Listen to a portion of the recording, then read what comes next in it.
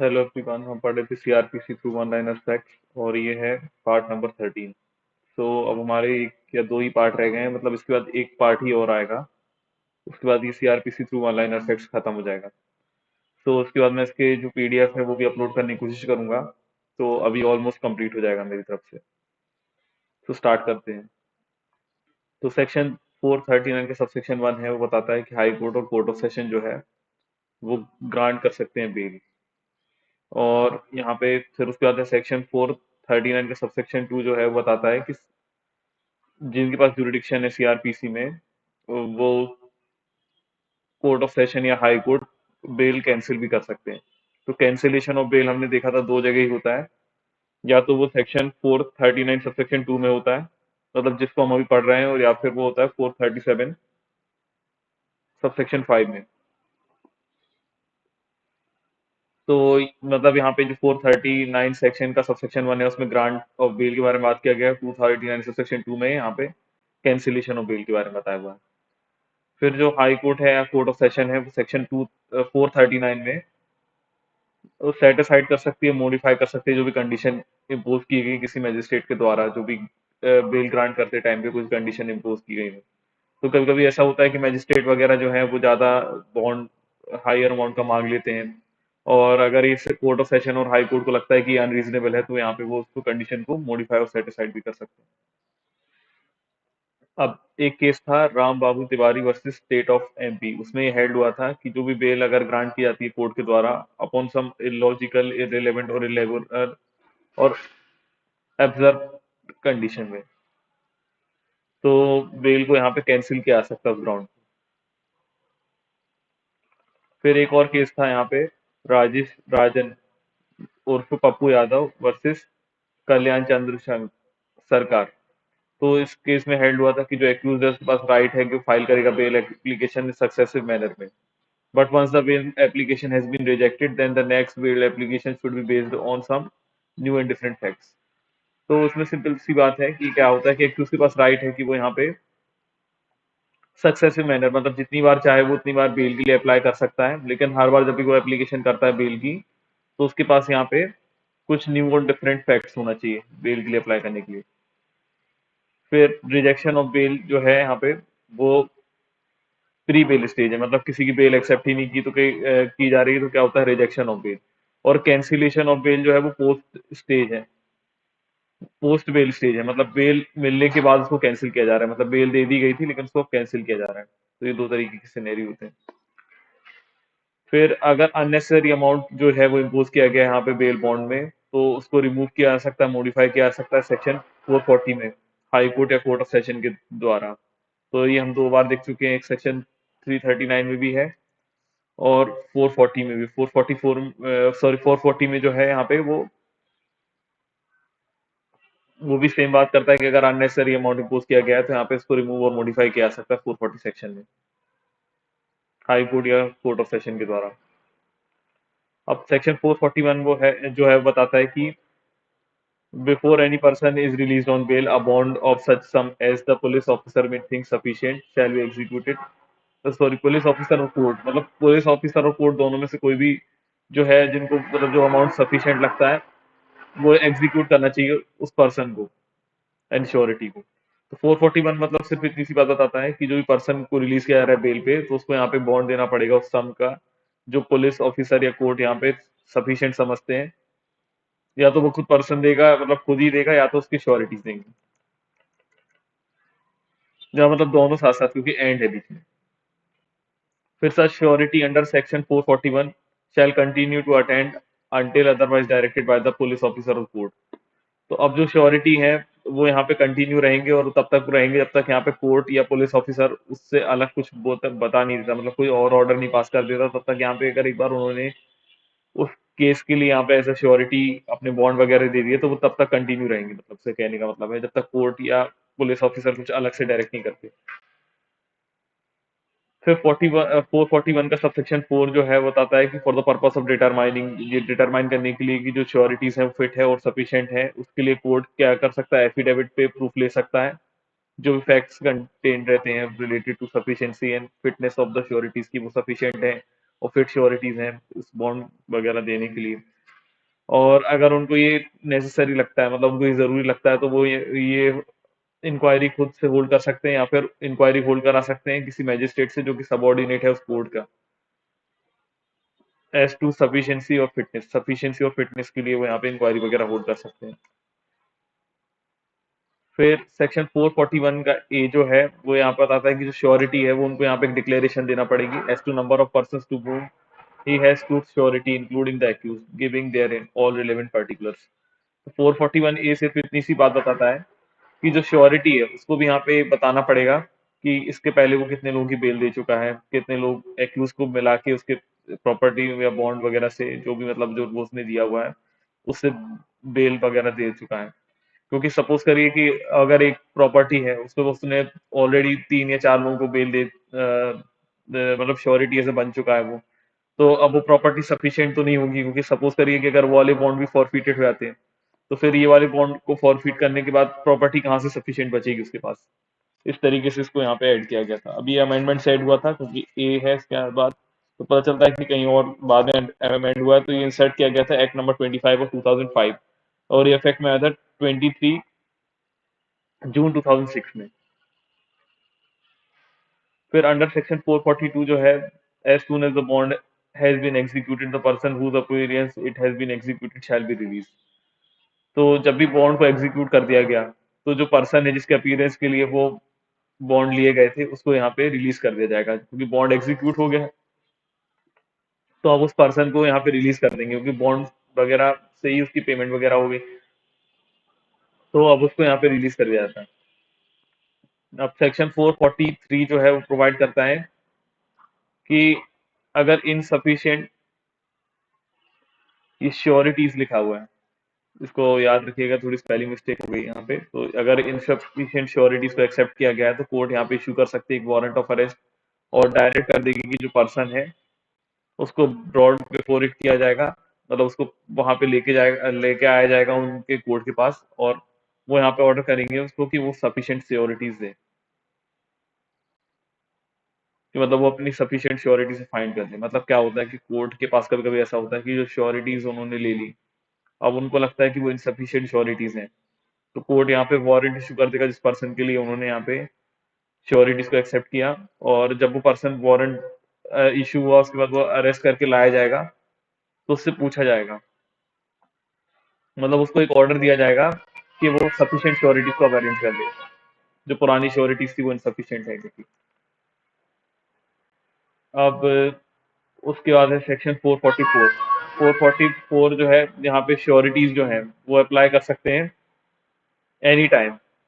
Magistrate को, कि वो डिस्चार्ज करना चाहते हैं बॉन्ड को अपने। तो यहाँ पे श्योरिटीज के पास एक तरीके से पावर है कि श्योरिटीज भी, जैसे कभी कभी लगता है ना किसी को कि मैंने गलती कर दी, इसका श्योरिटी बन गया, मुझे तो लग रहा है कि ये भाग जाएगा, तो श्योरिटीज यहाँ पे अप्लाई कर सकते हैं कोर्ट को एनी टाइम कि वो डिस्चार्ज किया जाए बॉन्ड, उनका जो भी बॉन्ड उन्होंने दिया है। और जैसी एप्लीकेशन की जाती है तो मैजिस्ट्रेट जो है वो इशू कर देगा वारंट ऑफ अरेस्ट,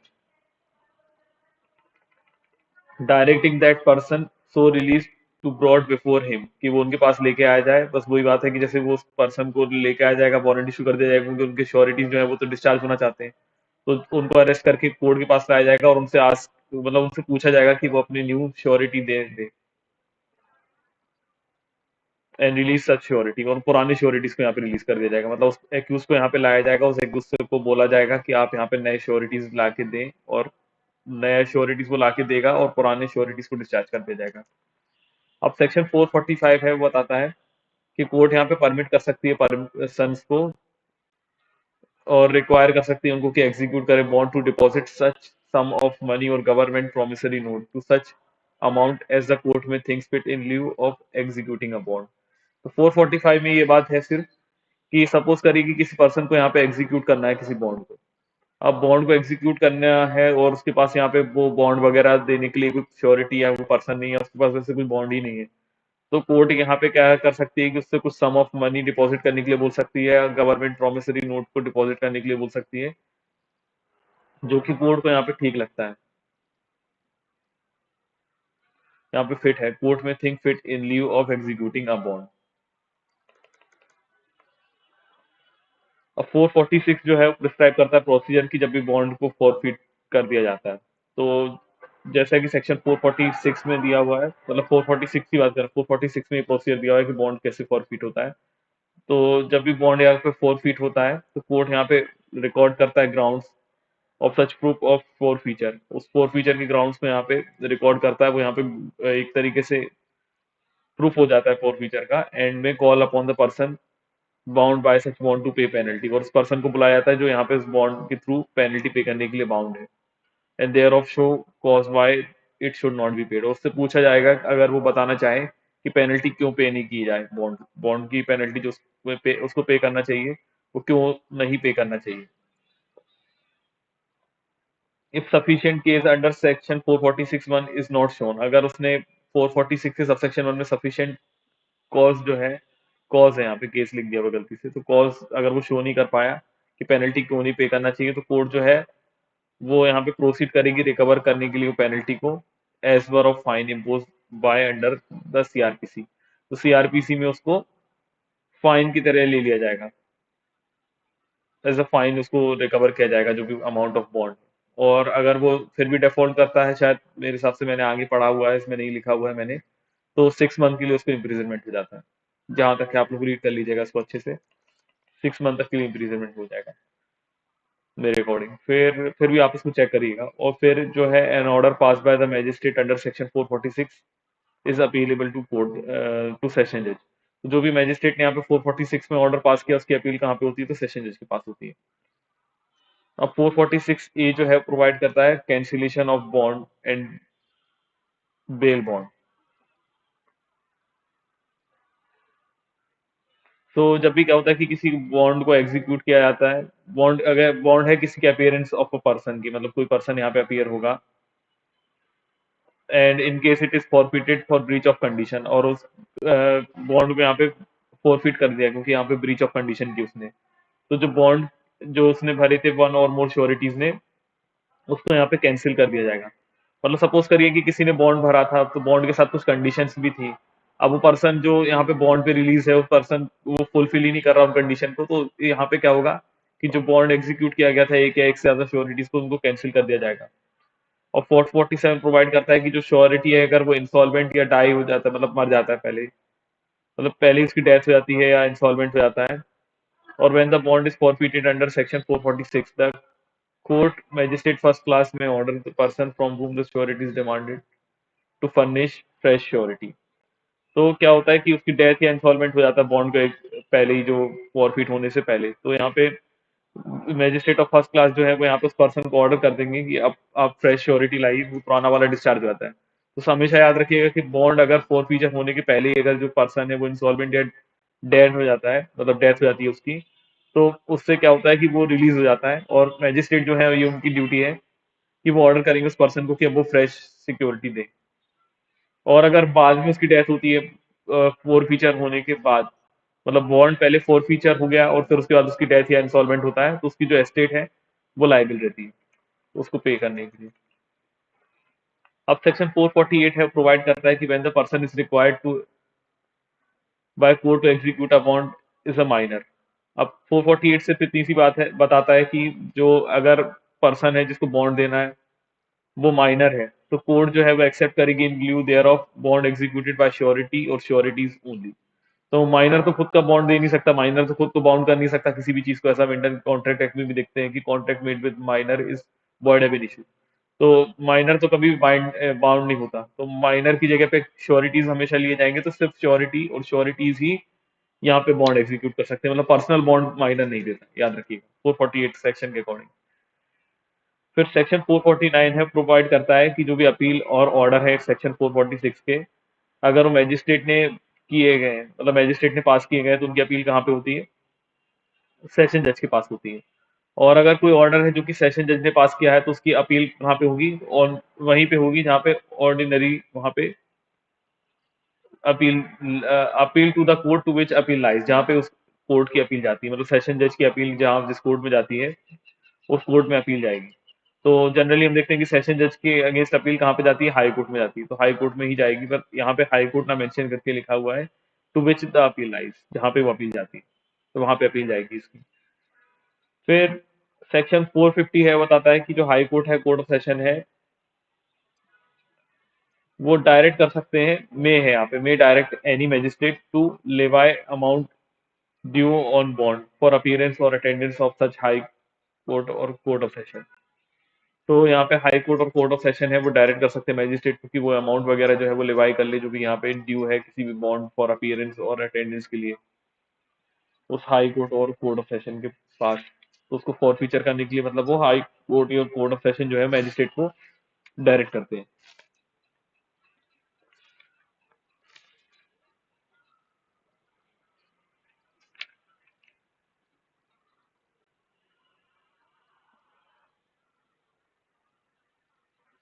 अब हम नेक्स्ट चैप्टर भी इसी वाले वीडियो में हमारा कवर हो जाएगा। तो नेक्स्ट चैप्टर है यहाँ पे provisions related to disposal of property. तो यहाँ पे ये चैप्टर 34 में दिया हुआ है और सेक्शन 451 से लेके 459 यहाँ पे डील करते हैं।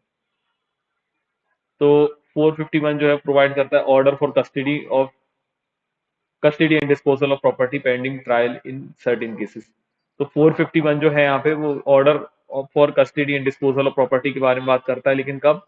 जब यहाँ पे पेंडिंग ट्रायल होता है, मतलब जब ट्रायल पेंडिंग चल रहा है सर्टेन केसेस में। फिर 452 जो है वो प्रोवाइड करता है यहाँ पे order for disposal of property eight conclusion. अब जब कंक्लूजन ऑफ हो जाता है ट्रायल का, तब यहाँ पे 452 अप्लाई होता है। तो 452 at the conclusion of trial होता है, तो उसके बाद फिर यहाँ पे डिस्ट्रक्शन कर सकते हैं, कन्फिस्केशन कर सकते हैं। डिस्ट्रक्शन मतलब पूरी प्रॉपर्टी को डिस्ट्रॉय कर दिया जाएगा, कन्फिस्केशन मतलब एक तरीके से जब्त कर लिया जाएगा, और डिलीवरी भी कर सकते हैं एनी पर्सन को जो कि क्लेम कर रहा है यहाँ पे एंटाइटल है उस पोजीशन को रखने के लिए उस प्रॉपर्टी का, तो उसके पास डिलीवरी भी कर सकते हैं। फिर सेक्शन 453 है, वो बताता है कि when the person is purchase stolen property. अब किसी पर्सन ने यहाँ पे स्टोलन प्रॉपर्टी को परचेज कर लिया और उसको पता नहीं था, यहाँ पे उसने गुड फेथ में किया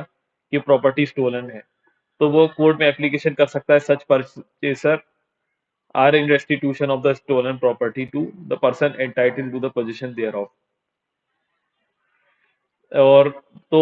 जनरली मैं इस वाले पॉइंट को समझाने के लिए आपको दो तीन चीजें समझाना चाहता हूँ। सपोज करिए कि क्या होता है कि जब भी कोई प्रॉपर्टी है, अगर किसी ने सपोज करिए उसको चोरी किया, तो अब वो चोरी करने के बाद क्या करता है, किसी परचेसर को बेच देता है। अब अगर परचेसर है, उसको पता है कि ये प्रॉपर्टी जो है वो चोरी की प्रॉपर्टी है, स्टोलन प्रॉपर्टी है, और अगर वो फिर भी इसको एक्सेप्ट करता है, तो वो यहाँ पे उसको कुछ भी नहीं मिलेगा, और बल्कि उल्टा वो लायबल हो जाएगा यहाँ पे डीलिंग विद स्टोलन प्रॉपर्टी, जो कि सेक्शन 410 से लेके 414 ऑफ आईपीसी में उसके बारे में ऑफेंसेस दिए गए हैं। लेकिन सपोज करिए कि तब क्या होगा कि जब परचेसर को पता ही नहीं था कि ये प्रॉपर्टी स्टोलन प्रॉपर्टी, और उसने गुड फेथ में यहाँ पे बोनाफाइडली परचेज की है, तो उसके बाद क्या होता है कि उसको यहाँ पे एंटाइटल है कि वो रेस्टिट्यूशन ले सकता है उस स्टोलन प्रॉपर्टी का to the person entitle to the position there of,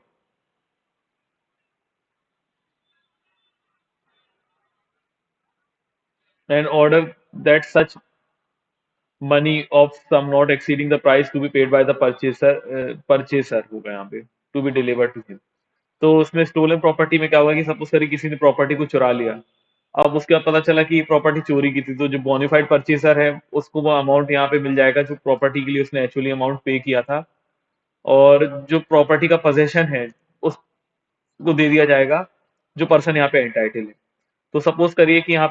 करिए मेरी प्रॉपर्टी किसी ने चोरी कर ली, सपोज करिए मेरा मोबाइल किसी ने चोरी कर लिया, तो और चोर ने आके किसी पर्सन को बेच दिया और दूसरे पर्सन ने उसको बोनाफाइडली खरीद लिया।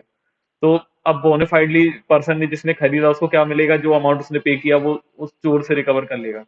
और जो मेरा मोबाइल था वो मुझे वापस मिलेगा।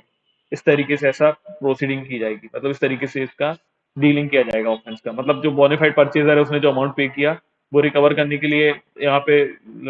एंटाइटल हो जाएगा, और जिसकी प्रॉपर्टी चोरी की गई उसको प्रॉपर्टी मिलेगी। आई होप आपको समझ में आ रहा होगा। अब सेक्शन 454 जो है प्रोवाइड करता है अपील अगेंस्ट द ऑर्डर्स, जो भी यहाँ पे सेक्शन 452 453 में पास किए गए हैं उनके अगेंस्ट अपील जो होगी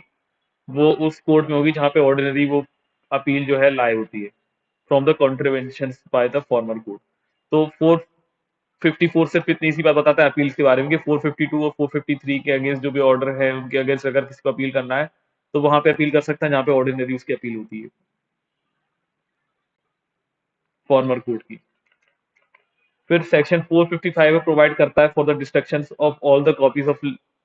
लिबिलस मैटर्स जो भी हैं यहाँ पे in the custody of the court और इन पोजीशन ऑफ पर्सन जो भी कन्विक्टेड हुआ under section 292, 293, 501 and 502 of CrPC में। तो 455 जो है वो यहाँ पे डिस्ट्रक्शंस के लिए बात करता है कि जो भी कॉपीज हैं यहाँ पे किसी भी तरीके की, जिसमें यहाँ पे किसी भी तरीके का डिफेमेशन है, किसी का लिबिलस मैटर्स है और वो किसी कस्टडी ऑफ कोर्ट में है या पोजीशन है में है किसी पर्सन के, और उसको यहाँ पे कन्विक्शन कर दिया गया सेक्शन 292, 293, 501 या 502 ऑफ आईपीसी में। तो मतलब यहाँ पे सिंपल सी बात है कि जब किसी का पता चलता है कि किसी ने यहाँ पे स्कैंडलिस या जो एक तरीके से हम क्या बोल सकते हैं कि इंसल्टिंग या ऑब्ससीन मटेरियल हो सकता है, या फिर किसी ने डिफेमेशन वगैरह किया है किसी का, तो इसका जो भी कॉपीज वगैरह हैं वो सारी यहाँ पे डिस्ट्रॉय कर दी जाएंगी, या तो वो कस्टडी ऑफ कोर्ट में हो या पोजीशन ऑफ किसी पर्सन के में हो, तो उनको यहाँ पे डिस्ट्रॉय किया जाता है। फिर 455 का सबसेक्शन 2 बताता है कि इन लाइक मैनर में, जैसे अगर किसी पर्सन को कन्विक्शन हुआ सेक्शन 272, 273, 274 और 275 ऑफ आईपीसी में, जिससे किसी तरीके का food, drink, drug, medical preparation को उसने एडल्ट्रेशन वगैरह किया, अगर उसको यहाँ पे in respect of which he is convicted, जिसको यहाँ पे कन्विक्शन मिली है, तो हैड टू बी डिस्ट्रॉयड, तो उसको भी यहाँ पे उसी तरीके से डिस्ट्रॉय किया जाएगा। क्योंकि यहाँ पे adulteration of drug, medicine, food, drink वगैरह जो रहता है वो हार्मफुल हो सकता है, तो उसको यहाँ पे डिस्ट्रॉय तो किया ही जाएगा अगर उसने कुछ भी इस तरीके का ऑफेंस किया होगा उससे रिलेटेड। फिर सेक्शन 456 जो है वो बताता है कि जब भी पर्सन को यहाँ पे कन्विक्ट किया जाता है, जो ऑफेंस यहाँ पे इन्वॉल्व होती है क्रिमिनल फोर्स करके यहाँ पे डिस्पोजेस किया है किसी पर्सन को किसी मूवेबल प्रॉपर्टी से, तो कोर्ट यहाँ पे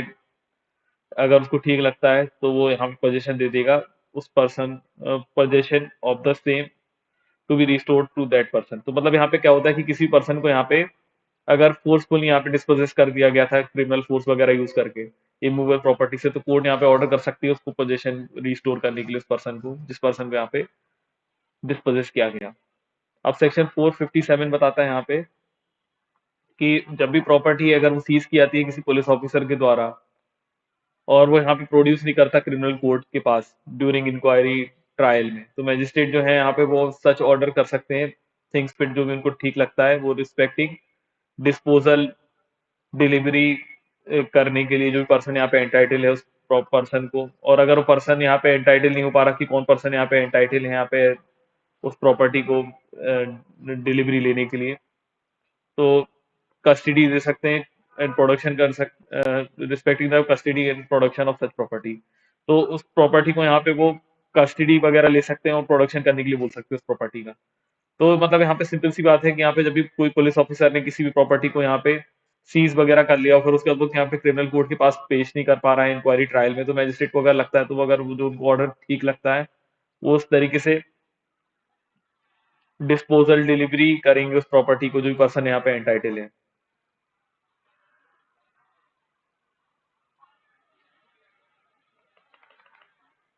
तो हम यहाँ पे सुपुर्दगी का एक तरीके से जब भी आप प्रैक्टिस करेंगे तो एक तरीके से हम क्या कहते हैं एप्लीकेशन देते हैं। सुपुर्दगी में क्या होता है कि एक तरीके से कभी भी कुछ प्रॉपर्टी है वो सीज वगैरह हो जाती है पुलिस ऑफिसर्स के द्वारा, तो अगर वो ड्यूरिंग ट्रायल है तो हम 251 सॉरी सेक्शन 451 और 457 का एक एप्लीकेशन फाइल करते हैं। उस तरीके से जो प्रॉपर्टी का ओनर है वो यहाँ पे एक तरीके से बॉन्ड वगैरह फिर बाद में देता है कि वो किस तरीके का प्रॉपर्टी में किसी भी तरीके का डैमेज वगैरह नहीं करेगा, वैल्यू को डिमिनिश नहीं करेगा और प्रॉपर्टी के केयर करेगा जैसे कि रीजनेबल मैन करता है। तो उसके बाद उसको प्रॉपर्टी हैंड ओवर कर दी जाती है क्योंकि उसकी प्रॉपर्टी है, उसकी प्रॉपर्टी को लॉस हो सकता है अगर यहाँ पे कोर्ट की कस्टडी में रही और प्रॉपर उसको मेंटेन नहीं किया गया तो।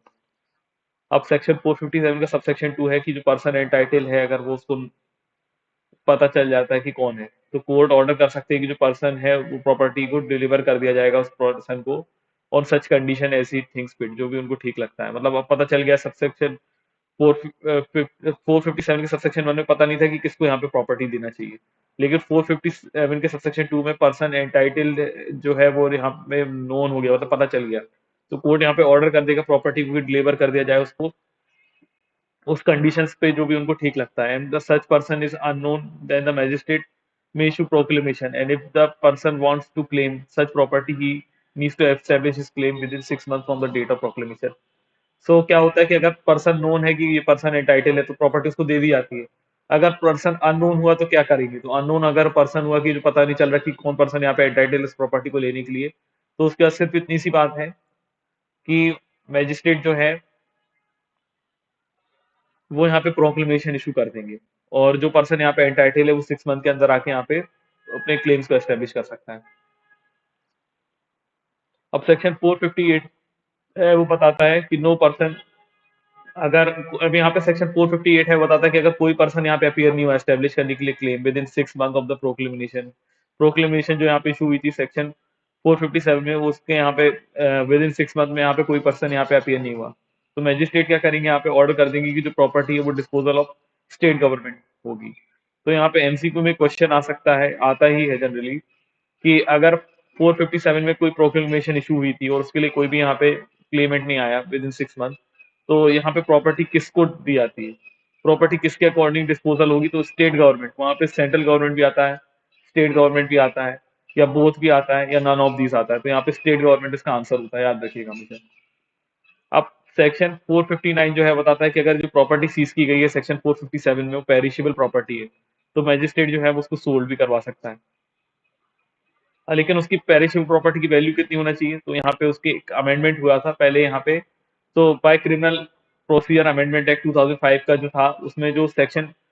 459 जो है उसमें जो वर्ड लेस देन 10 रुपीज था, उसमें आप सब्सटीट्यूट करके 500 रुपीज कर दिया गया है, मतलब 500 रुपीज तक की प्रॉपर्टी होगी पेरिशेबल प्रॉपर्टी, तो उसको यहाँ पे मैजिस्ट्रेट सोल्व करवा सकता है। पहले ये 10 रुपीज था, लेकिन यहाँ पे अमेंडमेंट एक्ट 2005 से इसको चेंज कर दिया गया था,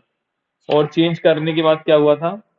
कब से इफेक्ट में आया था, तो 23 जून 2006 से ये एप्लीकेबल हुआ था, इसको याद रखिएगा। सो आज इस वीडियो में इतना ही, नेक्स्ट वीडियो हमारा फाइनल वीडियो होगा और इसमें हम वन फैक्ट्स थ्रू सीआरपीसी पूरा कंप्लीट कर देंगे। Okay, thank you.